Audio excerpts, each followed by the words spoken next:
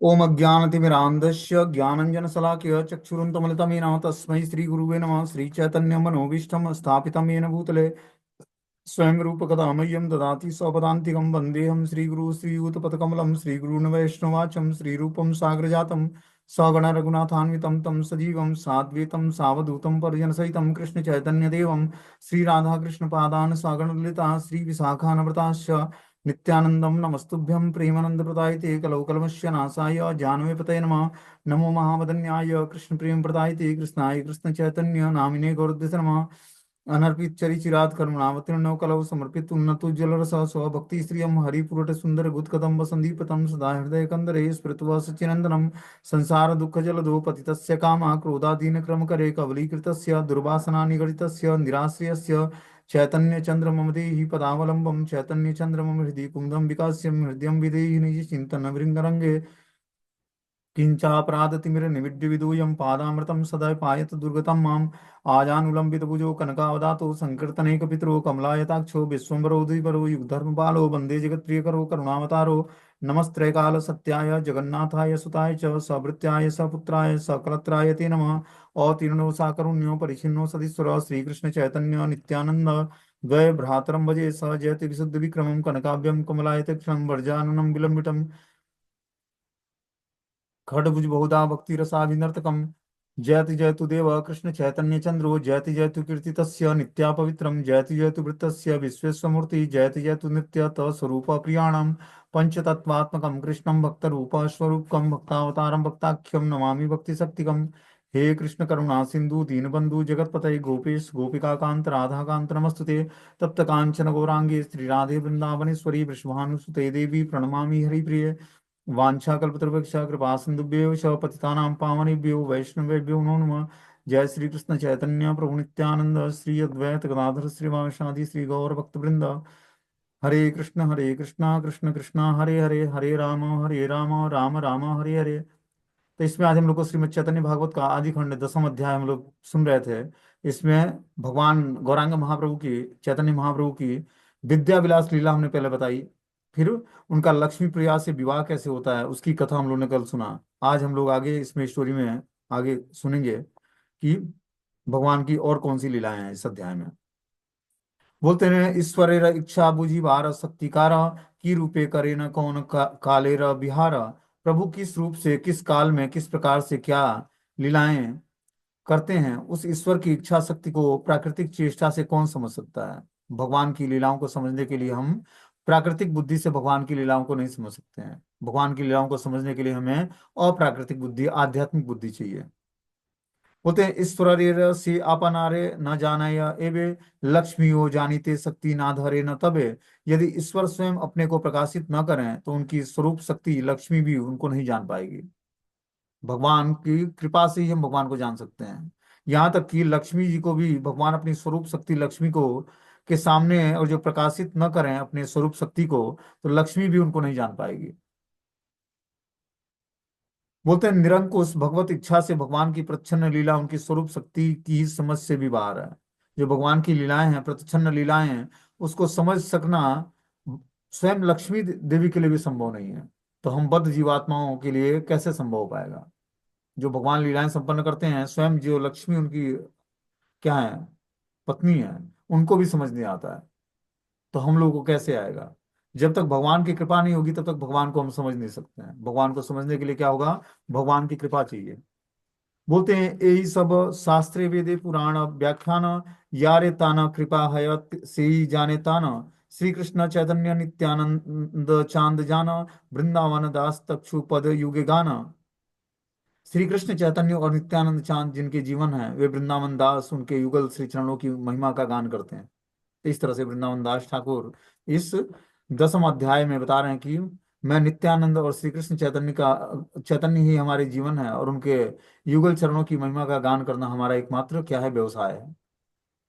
तो यही हम सबका उद्देश्य होना चाहिए कि भगवान श्री कृष्ण चैतन्य और नित्यानंद प्रभु ही हमारे जीवन है और उनके चरण कमलों की महिमा का गान करना ही हमारा जीवन का उद्देश्य होना चाहिए। ठीक है ना। अब यहाँ से एकादश अध्याय शुरू होता है। एकादश अध्याय मतलब 11वां अध्याय श्रीमद् चैतन्य भागवत का 11वां अध्याय। बोलते हैं जय जय महामहेश्वर गौरचंद्र बाल्य लीला श्री विद्या विलासी केंद्र। बाल्य लीला ही जिनके विद्या विलास का केंद्र है, उस महामहेश्वर श्री गौरचंद्र की जय हो, जय हो। बाल लीला ही जिनके विद्या विलास का केंद्र है। भगवान बाल लीलाओं में बहुत सारे विद्या विलास की लीलाओं को संपन्न किया उन्होंने। विद्या विलास मतलब अध्ययन के आधार पर बातों को स्थापित करना, फिर उसको खंडित करना और फिर उसको स्थापित कर देना, जिस सिद्धांत को प्रस्तुत किया था। ये भगवान गौरांग महाप्रभु बाल्यावस्था में करते। क्या अद्भुत उनका प्रतिभा था, बुद्धि था, तेज था। इस कारण से वो ऐसा संपन्न कर पाते। तो देखूंगा तो जो फुर्सत नहीं है। माइक ऑफ करके बैठा करो क्लास में।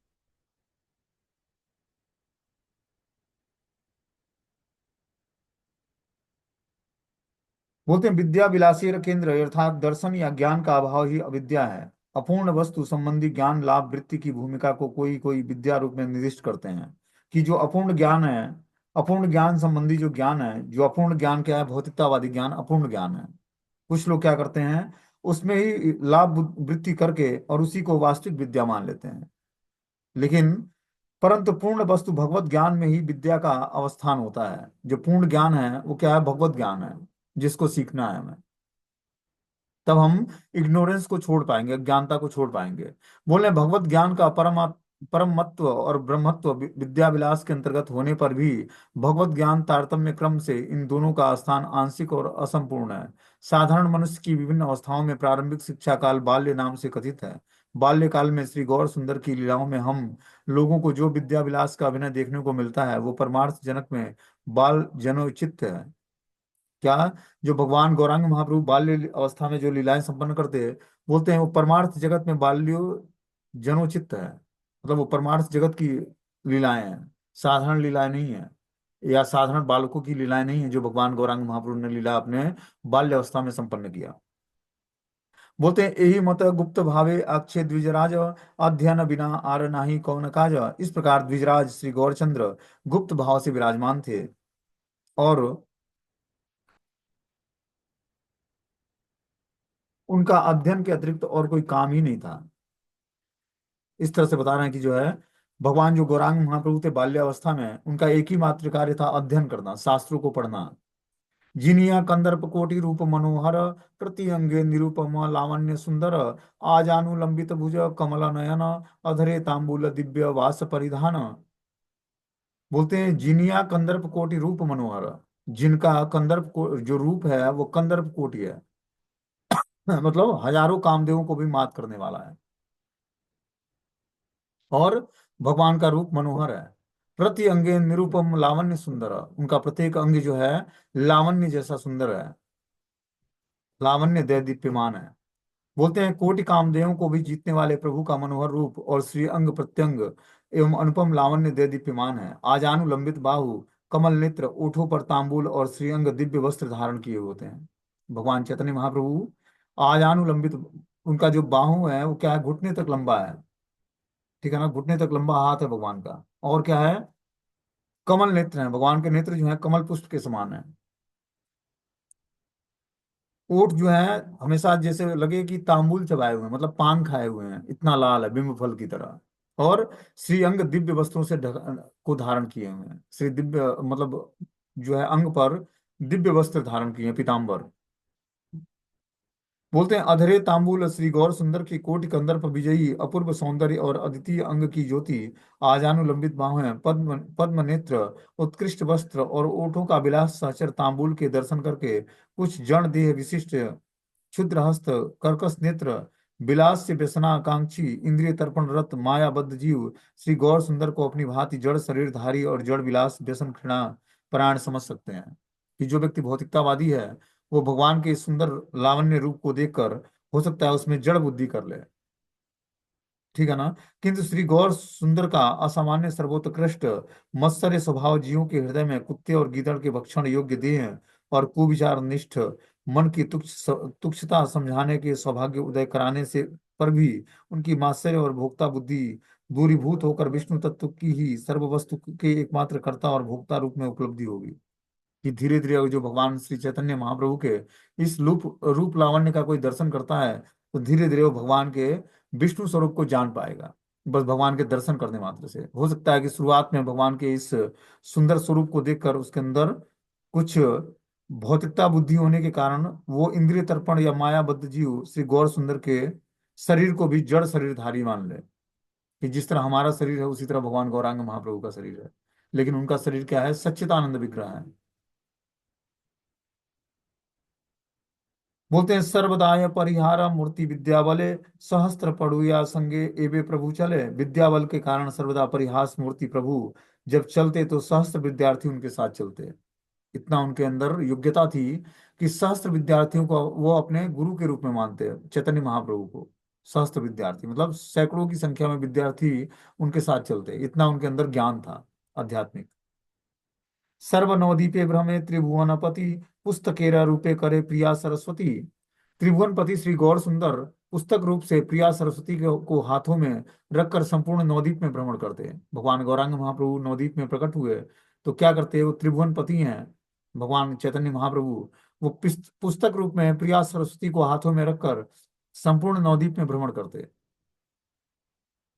बोलते हैं अपने प्रभु श्री गौर नारायण के हाथ में अर्थात श्रीहस्त में ग्रंथ रूपी महालक्ष्मी नारायणी बांग देवी सरस्वती सर्व क्षण विराजमान रहकर प्रभु को वाचस्पति नाम की सार्थकता संपादन करती थी।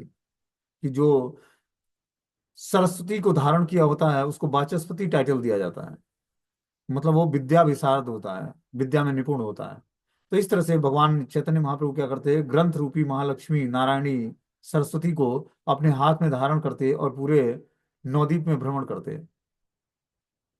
नवदीप है ना नाही पंडितेरा नाम, ये असिया बुझिबे का प्रभु व्याख्यान। नवदीप में ऐसा कोई पंडित नहीं था जो प्रभु द्वारा किए गए व्याख्यान को समझ सके।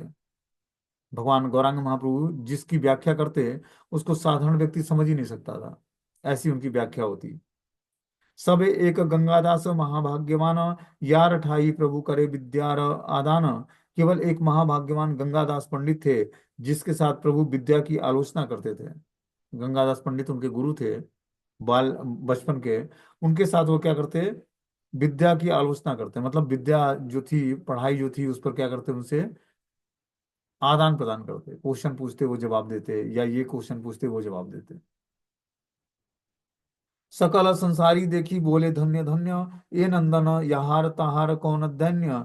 ये ते के प्रकृति देखे मदन समान, पाखंडी देखय एन यम विद्यमान। पंडित सकल देखे एन बृहस्पति, यही मत देखे सबे यार एन मति। प्रभु को देखकर संसार के लोग कहते धन्य है जिनका ऐसा पुत्र है, उसके यहाँ फिर किस बात की कमी है। इनके पांडित्य को देखकर सभी लोग धन्य धन्य बोलते कि जिसका पुत्र है वो पिता कितना धन्य है, उसके घर में किसी भी बात की कमी नहीं होगी।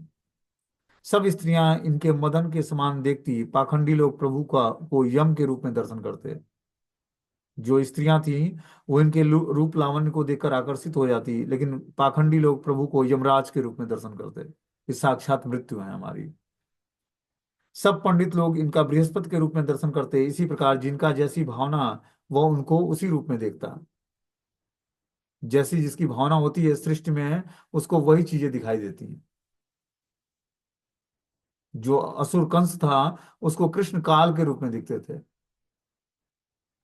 मथुरा के जितने भी भक्त थे भगवान के, वो भगवान के रूप लावण्य से आकर्षित हो गए। उनको प्रभु जो है अपने प्रेमी के रूप में दिखने लगे। ब्रज की स्त्रियां भगवान कृष्ण को अपने प्रेमी के रूप में देखती, नंद और यशोदा उनको अपने बालक के रूप में देखते। जो कृष्ण के ग्वाल बाल मित्र थे वो उनको अपना मित्र मानते। गईयों के दिमाग में क्या बातें आती कि और जो कृष्ण हमारा बछड़ा होता तो हम इनको अपना स्तनपान कराते। भगवान ने उनकी भी इच्छाओं को तृप्त किया। ऐसा नहीं कि वन कॉन्सियसनेस गाय थी, सबके अंदर पूर्ण चेतना थी। सब मनुष्य जैसी बुद्धि थी उनकी, सोचने समझने की। कृष्ण को तो देखती ही तो रंभाने लगती, चिल्लाने लगती। भगवान के धाम में कोई भी अचिन्हमय चीज नहीं है, सब चिन्हमय है। सबके अंदर चेतना है, सब सोचने समझने की क्षमता है सबके अंदर। तो इस तरह से जैसी जिसकी दृष्टि थी उसी तरह वो भगवान से आदान प्रदान करता। बोलते हैं प्रभु को देखकर संसार के लोग कहते धन्य है जिसका ऐसा पुत्र है, उसके यहाँ फिर किस बात की कमी है। सब स्त्रियां इन्हें मदन के रूप में देखती, पाखंडी लोग प्रभु को यमराज के रूप में दर्शन करते, सब पंडित लोग इनका बृहस्पति के रूप में दर्शन करते। इसी प्रकार जिसकी जैसी भावना रहती वह उनको उसी रूप में देखता था। जगत में पुरुष वर्ग भोक्ता, भोग्यातन स्त्री वर्ग प्रकृति, अर्थात स्त्री पुरुष भोग्य और पुरुष स्त्री भोग्य है। भोक्ता इंद्रियों के द्वारा भोग्य समूह का भोग करता है। पुरुष और प्रकृति दोनों ही अपनी अपनी ज्ञान कर्मेंद्रियों के द्वारा विषय भोग करते हैं। इस संसार में बता रहे हैं कि जो है पुरुष वर्ग भोक्ता कहलाता है और भोग्यातन स्त्री वर्ग प्रकृति कहलाती है। जो स्त्री वर्ग है वो प्रकृति है और पुरुष वर्ग क्या है, भोक्ता है। अर्थात स्त्री पुरुष भोग्या और पुरुष स्त्री भोग्य है। भोक्ता इंद्रियों के द्वारा भोग्य समूह का भोग करता है। जो भोक्ता है पुरुष वर्ग, वो अपनी इंद्रियों के द्वारा भोग्य समूह का भोग करता है। पुरुष और प्रकृति दोनों ही अपनी अपनी ज्ञान कर्मेंद्रियों के द्वारा विषय भोग करते हैं। हर व्यक्ति इस भौतिक संसार में ज्ञान और कर्मेंद्रियों के द्वारा विषय भोग में लगा हुआ है। गौर सुंदर साक्षात कृष्ण, इसलिए सब सौंदर्य के अधिष्ठान कोटि मदनाधिक्य हैं। गौर सुंदर कभी भी प्राकृतिक स्त्रियों की भोग्य वस्तु नहीं है, इसलिए वे गौर नागरीवाद की उपास्य वस्तु नहीं हो सकते हैं। तो स्त्रियां भगवान के सुंदर स्वरूप से आकर्षित हो जाती है। तो उनके अंदर ऐसा नहीं भोग बुद्धि के कारण ऐसा होता, उनके अंदर भगवान के प्रति आकर्षण था। हम लोगों ने सुना होगा कि भगवान शिव एक बार भगवान के मोहिनी रूप को देखकर आकर्षित हो गए। भगवान शिव कोई साधारण भक्त नहीं है, भगवान परम वैष्णव आचार्य हैं। लेकिन किसके स्वरूप को देखकर आकर्षित हुए, भगवान के मोहिनी स्वरूप को। साधारण स्त्री स्वयं माया देवी उनकी पत्नी है, तो माया से प्रभावित नहीं होते हैं, दुर्गा देवी से। लेकिन भगवान के सुंदर स्वरूप को देखा, मोहिनी स्वरूप को, तो शंकर जी भी आकर्षित हो गए उससे, क्योंकि भगवान से उनका आकर्षण है। लेकिन हम बद्ध जीवों का क्या है, इस भौतिक संसार में स्त्री पुरुष का आकर्षण होता है। उसी आकर्षण को छोड़ना ही भक्ति में हमें ग्रोथ दिलाएगा। इसीलिए हमें ये बद्ध जीवन जीवन मिला है। किस कारण से, मात्र एक कारण है, स्त्री पुरुष का आकर्षण इस भौतिक संसार में। जब सृष्टि का क्रिएशन हुआ तो ब्रह्मा जी ने अपने शरीर से बहुत सारे बच्चे उत्पन्न किए। नारद मुनि, चार कुमार और बहुत सारे ऐसे, सब ब्रह्मचारी बन जाते। तब उन्होंने एक स्वयंभू मनु और शत्रुपा, दो जोड़े उत्पन्न किए। एक जोड़ा मतलब एक स्त्री और एक पुरुष, उनमें आपस में आकर्षण उत्पन्न किया। तब वहां से सृष्टि का क्रिएशन शुरू हुआ। उससे पहले सृष्टि का क्रिएशन ही नहीं हो रहा था। जो भी बालक उत्पन्न होते, अब वो आकर्षित किससे हो, तो वो सब ब्रह्मचारी बन जाते। तो जब इस तरह से ब्रह्मा जी ने सृष्टि का क्रिएशन शुरू किया, एक सेट बनाया स्त्री और पुरुष का, आपस में आकर्षण उत्पन्न किया, मैथुन जीवन, और उस मैथुन जीवन के ब्याह पर आगे जो है क्या हुआ, सृष्टि का क्रिएशन शुरू हुआ। इसी को जो व्यक्ति त्याग दे, ठीक है ना, आकर्षण को, तो वो भौतिक संसार से मुक्त जीवात्मा है।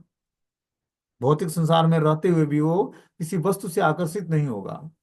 मेन आकर्षण का केंद्र ही क्या है, स्त्री और पुरुष का आपस में आकर्षण। वहीं से बद्ध जीवन शुरू होता है। समझे बात को। और इसी आकर्षण को छोड़कर जीवात्मा मुक्त जीवात्मा बन जाता है, चाहे वो स्त्री हो या पुरुष। आपस में वो आकर्षित नहीं है, मतलब उसका आकर्षण का केंद्र भगवान है। तो ऐसा नहीं कि अब गृहस्थ जीवन में नहीं जाना है, ये उद्देश्य नहीं है। पहले हमें जो है शास्त्रों को बहुत अच्छे तरीके से समझना पड़ेगा। हम अगर जो पारिवारिक जीवन में व्यक्ति जाता भी है, तो उसके आकर्षण का केंद्र भगवान होना चाहिए। स्त्री के भी पुरुष के भी आपस में आकर्षण नहीं है। दोनों का उद्देश्य क्या होना चाहिए कि हम दोनों मिलकर गृहस्थी और जो बसाते भी हैं, तो आकर्षण का केंद्र ठाकुर जी होने चाहिए घर में, न कि स्त्री का पुरुष और पुरुष का स्त्री। तब आप जाकर धीरे धीरे गृहस्थ आश्रम में रहते हुए, वो आश्रम गृहस्थ आश्रम कहलाता है, जिसमें स्त्री पुरुष दोनों के आकर्षण का केंद्र ठाकुर जी हैं। जिसमें स्त्री पुरुष के आकर्षण का केंद्र स्त्री और पुरुष है, वो घर गृह में ही कहलाता है, वो गृहस्थ जीवन नहीं है। हम तो जी गृहस्थी में है। अरे गृहस्थी में का मतलब होता है कि दोनों के आकर्षण का केंद्र भगवान है, न कि आपस में एक दूसरे से आकर्षित होकर और आपस में इंद्रियों को सेटिस्फाई कर रहे हैं। इसलिए गृहस्थ आश्रम नहीं होता है। गृहस्थ आश्रम का मतलब है कि दोनों मिलकर भगवान की दिव्य सेवा करें और भगवान को प्रसन्न करने के लिए प्रयास करें। संतति भी उत्पन्न करनी है तो कृष्ण भावना भावित संतति, क्योंकि पारिवारिक जीवन में संतति उत्पन्न करना, बच्चे बनाना आवश्यक है, लेकिन किस कार्य के लिए? कुल परंपरा को आगे बढ़ाकर और भगवान की भक्ति में उनको जोड़ना है, तब आप वास्तविक माता पिता हो। और जो आप बच्चे को भगवान की भक्ति से नहीं जोड़ते हो, तो आपको माता या पिता बनने का राइट्स नहीं दिया भगवान ने।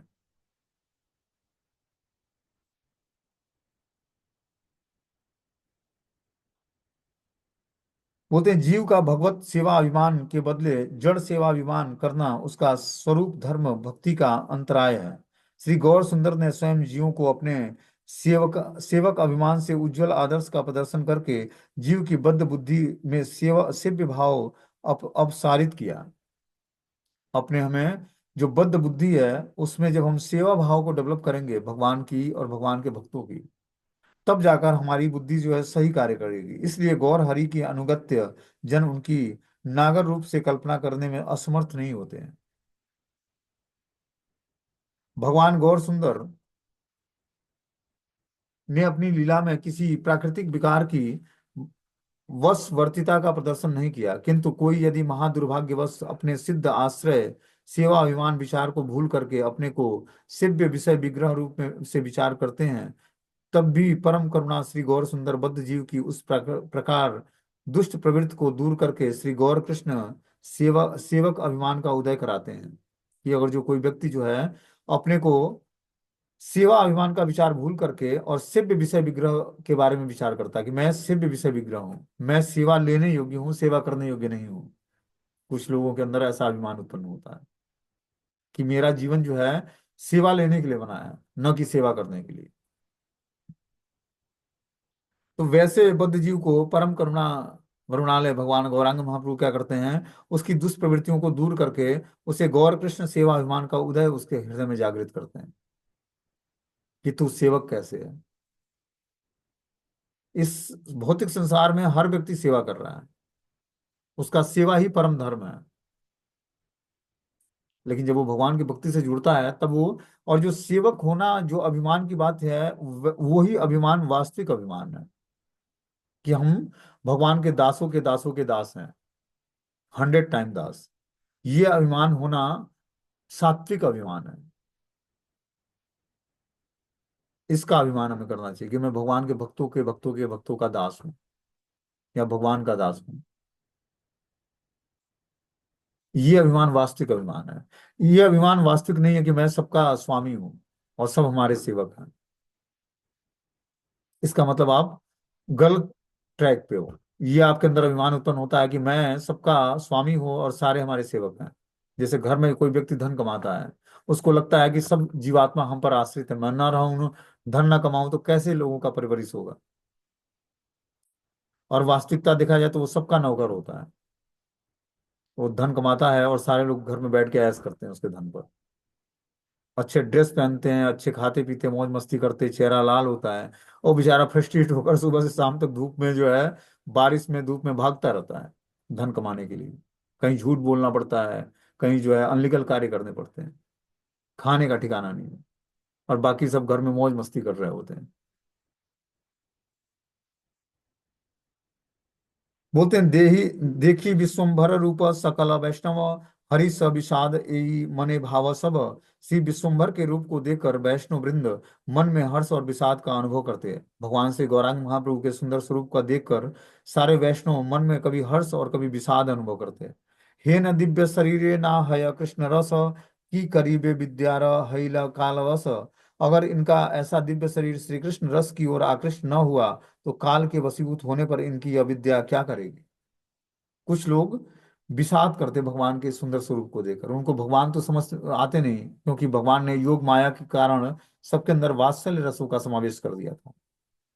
तो उनको भगवान के सुंदर स्वरूप को, दिव्य शरीर जो श्री कृष्ण रस की ओर आकृष्ट न हुआ, ऐसे दिव्य शरीर के बता रहे हैं कि काल के वशीभूत होने के कारण इनकी यह विद्या क्या करेगी। वो लोग ये सोचते हैं कि इनका जो दिव्य शरीर है जो श्री कृष्ण रस की ओर आकृष्ट न हुआ, तो ये काल के वशीभूत होने से इनकी विद्या क्या काम करेगी। मोहित वैष्णव सब प्रभु रमाय देखिया वह तबु के देखी ते ना पाय। सब वैष्णव प्रभु की योग माया से मोहित होकर प्रभु को साक्षात देखते हुए भी उनके वास्तविक स्वरूप को नहीं देख पा रहे थे। जो भगवान गौरांग महाप्रभु का वास्तविक स्वरूप था उसका कोई भी दर्शन नहीं कर पाता था। क्योंकि योग माया से भगवान ने सबके मन और बुद्धि को आवृत कर रखा था कि वो उनको भगवान के रूप में देखें। वो कोई अपने पुत्र के रूप में देखता, कोई अपने प्रेमी के रूप में देखता भगवान को, गौरांग महाप्रभु को। बोलते हैं आरोहणवादी की विद्या लाभ मृत्यु काल से पहले तक की है। जीवित दशा में अधिकृत विद्या जीवन की परिवर्ती काल में फलप्रद नहीं होती है। गौर सुंदर को बृहस्पति सदृश से पंडित देखते, मदन सदृश रूपवान देखने में साधारण लोगों के मन में यही विचार उपस्थित हुआ कि उस प्रकार की अलौकिक सौंदर्य और असामान्य पांडित्य जीवित दशा तक ही अस्थायी अर्थात अनित्य है। किंतु वास्तव में नित्य विचार में ही कृष्ण रस अवस्थित होता है। वे सब चिंता करते कि गौर सुंदर की निरंकुश स्वतंत्र शिक्षा लीला में कृष्ण स्वरूप के बदले कार्ष्ण वैभव परिदृश्य होने से भक्तों के विशेष आनंद का विषय होगा। तो हमने अभी कुछ देर पहले बताया कि कुछ लोग जो है, जो नास्तिकतावादी व्यक्ति था, भगवान को मृत्यु और काल के रूप में देखता। कुछ लोग बृहस्पति सदृश उनके पांडित्य को जो देखते हैं वो उनको बृहस्पति के रूप में मानते हैं कि देवताओं के गुरु बृहस्पति जो है बहुत ही इंटेलिजेंट है, उनके स्वरूप में देखते कुछ लोग। कुछ लोग मदन सदृश रूपवान देखते, मतलब भगवान के सुंदर स्वरूप को देखकर उनको कामदेव याद आते। कंदर्प कोटि कामदेव भगवान सुंदर थे। इस तरह से जैसी जिसकी बुद्धि थी उस तरह से भगवान की सुंदर स्वरूप को दर्शन करके और उस तरह से वो कल्पना करता। बोलते साक्षात वो प्रभु देखी किह बोले कि कार्य गुड़ाओ काल तुम्ही विद्या भोले। कोई कोई तो प्रभु को साक्षात देखकर उन्हें कह उठते विश्वम्भर, तुम विद्या रस में मत होकर अपने समय को क्यों व्यर्थ व्यर्थ नष्ट कर रहे हो? कि तुम विद्या रस में अपने को मत करके और अपना समय क्यों नष्ट करते हो? बोलते हैं भगवान की प्रत्यक्ष लीलाएं लीलाओं की सहायता के बिना भगवत इच्छावश वैष्णव बहिर्प्रज्ञा चालित अनभिज्ञ व्यक्तियों का अभिनय करके प्रभु को भगवत सेवा परायण करने के लिए चेष्टा युक्त हुए थे। परोक्ष के बिना साक्षात भाव से ही वे प्रभु को कहते थे कि वृथा पांडित्य प्रतिभा में मत न रहकर निमाई का हरि भजन करना ही श्रेयस्कर है। कि निमाई पंडित क्या करते हैं? ज्ञान अर्जित करते हैं, बड़े क्या करते हैं, बहुत सारे शास्त्रों को पढ़ते हैं। तो जो भगवत प्रच्छन्न लीलाओं का को नहीं जानता, भगवत इच्छावश वैष्णव क्या करते हैं, बहिर्प्रज्ञाचालित अनभिज्ञ व्यक्ति भगवान के इस अभिनय को भगवत सेवा परायण करने की चेष्टा युक्त करते हैं। कि जो निमाय पंडित है उसको पहले तो भगवान नहीं स्वीकार करते हैं भगवान की योग माया की शक्ति के कारण, और भगवत सेवा परायण करने की चेष्टा करते हैं कि किसी तरह निमाई जो है भक्त बन जाए भगवान का। उनको ये लगता है कि निमाय पंडित तो भक्त है नहीं, ये जो इस तरह से क्या करता है, बहुत सारे शास्त्रों को पढ़ता है, पांडित्य प्रतिभा का क्या करता है, प्रदर्शन करता है, ये भक्त बन जाता तो बहुत अच्छा होता। तो लोग भगवान से प्रेयर करते हैं कि हमारा निमाई पंडित जो है भक्त बन जाए, भगवान का, कृष्ण का भक्त बन जाए। स्वयं कृष्ण नहीं है चैतन्य महाप्रभु, लेकिन योग माया से उनके उनकी चेतना को आवृत कर देते भगवान। और सभी लोग प्रेयर्स करते भगवान नारायण से कि हमारा निमाई पंडित भक्त बन जाए भगवान का। सोचो स्वयं भगवान कृष्ण ही हैं निमाई पंडित, लेकिन उनके लिए सभी लोग जाकर भगवान से प्रेयर करते कि निमाई पंडित क्या भक्त बन जाए भगवान का। सुनिया हसे न प्रभु सेवकेरा वाक्य, प्रभु बोले तुम्हारा सिखाओ मोर भाग्य। प्रभु अपने सेवकों के वचन सुनकर हंसते हुए कहते कि आप मुझे शिक्षा देते हैं, यह मेरा बड़ा सौभाग्य है। सभी लोग उनको सिखाते कि तुम इतना पोथी और पुराण क्यों पढ़ते हो, तुम भगवान के भक्त क्यों नहीं बन जाते? तो पोथी और पुराण इसलिए पढ़ते हैं कि उनको ज्ञान हो पाए, भगवत ज्ञान सीखने के लिए। लोग बोलते तुम भक्त क्यों नहीं बन जाते हो? सेवकों के वचन सुनकर प्रभु हंसने लगते और बोलते कि आप मुझे जो शिक्षा देते हैं ये मेरा बड़ा सौभाग्य है कि आप मुझे शिक्षा दे रहे हैं। प्रभु उसके उत्तर से उनको कहते हैं कि मेरा विशेष सौभाग्य है कि आप मुझको हरिपरायण होने के लिए उपदेश दे रहे हैं। सभी लोग बोलते हैं कि तू कब भक्त बनेगा? सबको ये लगता, भगवान ने अपनी योग माया से ऐसा सबको बुद्धि प्रदान किया था, सबको ये लगता कि निमाई भक्त बन जाता तो बहुत अच्छा होता। हम लोग तो भक्त हैं लेकिन निमाई पंडित भक्त नहीं है। ये दिन भर आध्यात्मिक बुक्स जो है भौतिकतावादी बुक्स पढ़ता है, संस्कृत व्याकरण पढ़ता है और वही पढ़ाता है। तो सभी लोग भगवान से प्रेयर करते हैं कि निमाई पंडित अगर जो भक्त बन जाएगा तो पूरे मतलब नदिया नगर को जो क्या है, नवद्वीप है, उसमें सभी लोग बहुत ही प्रसन्न होंगे इसके भक्त बनने से। सभी लोग भगवान से प्रेयर करते हैं कि कब निमाई भक्त बनेगा। हे नमते प्रभु गोड़ा ये न विद्या रसे, सेवक चिंतित नारे अन्य जन किसे। इस प्रकार प्रभु विद्या रस में अपना समय व्यतीत कर रहे थे, जिसको उनके सेवक भी नहीं पहचान पा रहे थे, तब अन्य व्यक्तियों की तो गणना ही क्या है। तो इस तरह से भगवान जो है विद्या रस का आस्वादन कर रहे थे, पढ़ाई कर रहे थे शास्त्रों को, और उनके सेवक भी उनको पहचान नहीं पा रहे थे कि कर क्या रहा है निमाई। बोलते हैं प्रभु के नित्य पार्षदों ने उनकी प्रच्छन्न लीला की सहायता के निमित्त प्रभु की इच्छा से ही उनकी महिमा न जानकर अनिभिज्ञ की भांति अभिनय किया करते थे। तब प्रभु के नित्य पार्षद ही उनको देखकर पहचान नहीं पा रहे थे, तब कम कर्म बुद्धि निपुण साधारण प्राकृतिक व्यक्ति उनको किस प्रकार जान सकेगा। तो जो उनके संग रहने वाले नित्य पार्षद थे, वो भी भगवान की इस लीलाओं को जान नहीं पा रहे थे। चतुर्दिक हईते लोक नवदीप याय, नवदीप पढ़िले से विद्यारस पाय। लोग चारों ओर से नवदीप में पढ़ने के लिए आते थे, क्योंकि उन सबको नवदीप में पढ़ने से ही विद्यारस मिलता था। तो पहले नवदीप धाम जो है विद्या का हब हुआ करता था, वहां पर सभी लोग आध्यात्मिक विद्या सीखने के लिए जाते थे। बोलते लोग चारों ओर से नवदीप में पढ़ने के लिए आते, क्योंकि उस समय नवदीप में पढ़ने से ही विद्यारस मिलता था। ऐसा वो जगह था कि वहां पर नवद्वीप में लोग पढ़ने के लिए जाते थे, जहां भगवान चैतन्य महाप्रभु प्रकट हुए। चाटी ग्राम निवासी व अनेके तथाय, पढ़े न वैष्णव सब रहे न गंगाय। छठ ग्राम निवासी बहुत से वैष्णव भी विद्या अध्ययन करने के लिए नवद्वीप में गंगा के किनारे रहते थे। तो बहुत दूर दूर से लोग आकर नदी के किनारे रहते और आध्यात्मिक विद्या सीखते वहां पर। बोलते हैं बहुत दूर चट्ट ग्राम के आदिवासी भी विद्यार्थी होकर गंगा तीर पर नवद्वीप में निवास करते थे और विद्या की पढ़ाई करते थे। सबे जन्मी याचे न प्रभु आज्ञा, सबे अविरक्त कृष्ण भक्त सर्वथाय। सबने प्रभु की आज्ञा से यहाँ आकर जन्म ग्रहण किया और वे सब विरक्त और कृष्ण भक्त बने। तो नवद्वीप में वास करने वाले भगवान की आज्ञा से आए थे। जैसे हम लोग देखते हैं कि भगवान जब कृष्ण प्रकट हुए गोकुल में, तो उन्होंने सारे ऋषि महात्माओं को अलग अलग, या देवताओं को या देव कन्याओं को आदेश दिया कि मैं जल्द ही वसुदेव और देवकी के पुत्र के रूप में जन्म लेने वाला हूँ। और आप लोग क्या करो, सारे देवी देवता और देवी स्त्रियां क्या करो, आप लोग ब्रज में जन्म लो और मेरी लीलाओं में सहायता करो हमारी। तो उसी तरह भगवान गौरांग महाप्रभु सबने प्रभु की आज्ञा पाकर ही जन्म ग्रहण किया था, और वे सब विरक्त और कृष्ण भक्त थे। उस समय श्री गौर सुंदर की इच्छा से ही सभी भक्त प्रपंच में प्रकट होकर जागृत वस्तु में सब प्रकार से उदासीन होकर निरंतर कृष्ण भजन में व्यस्त रहते थे।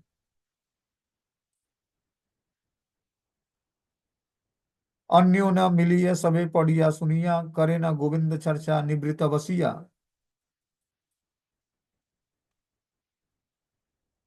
बोलते हैं वे सब इकट्ठे पढ़ सुनकर एकांत में श्री कृष्ण चर्चा करने के लिए बैठ जाते थे। सभी लोग क्या करते हैं, पहले शास्त्रों को पढ़ते और सुनते, फिर एकांत में भगवान श्री कृष्ण की चर्चा करने के लिए बैठ जाते हैं।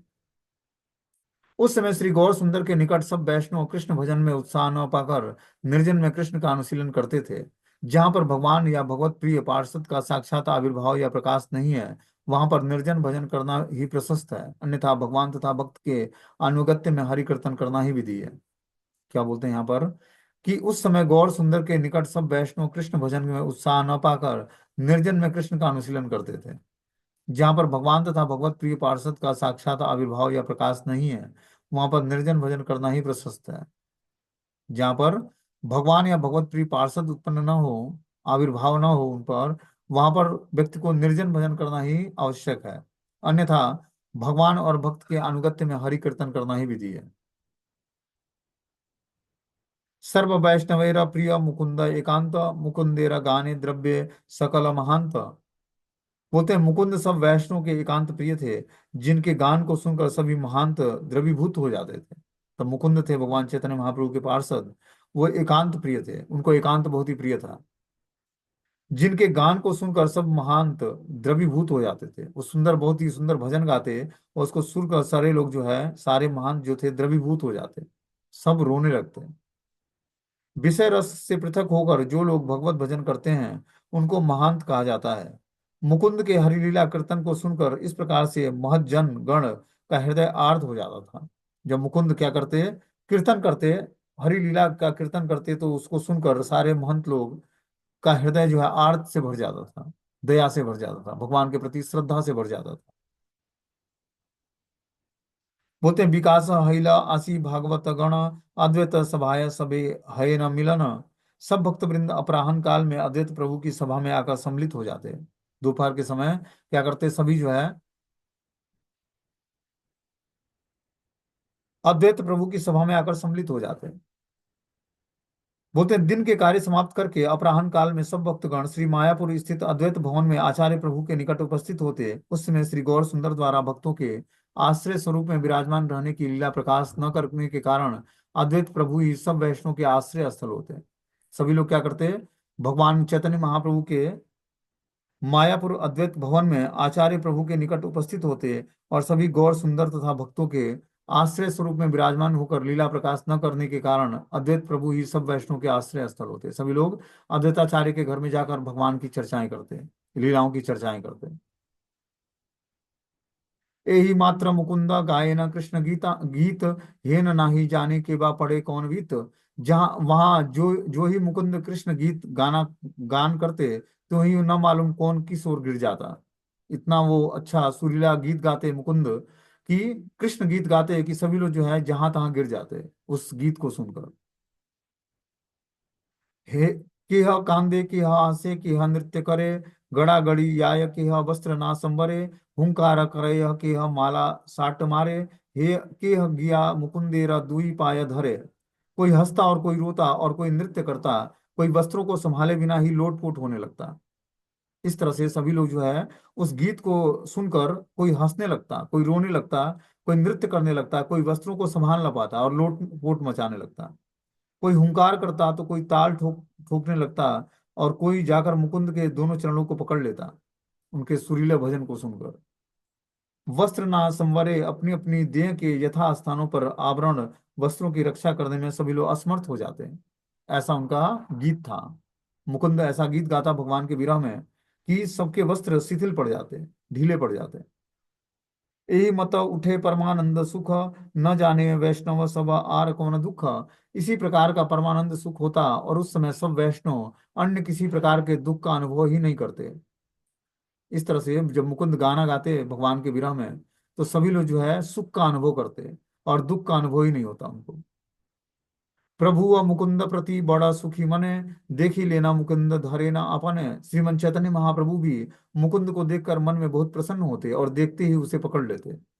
इतना सुरीला भजन गाता कि भगवान उससे आकर्षित हो जाते चैतन्य महाप्रभु, और उसको क्या करते, प्रसन्न होकर उसको पकड़ लेते थे। प्रभु जिज्ञासेना फाकी बखाने मुकुंद, प्रभु बोले कि छू नहीं आर लागे द्वंद। प्रभु उसके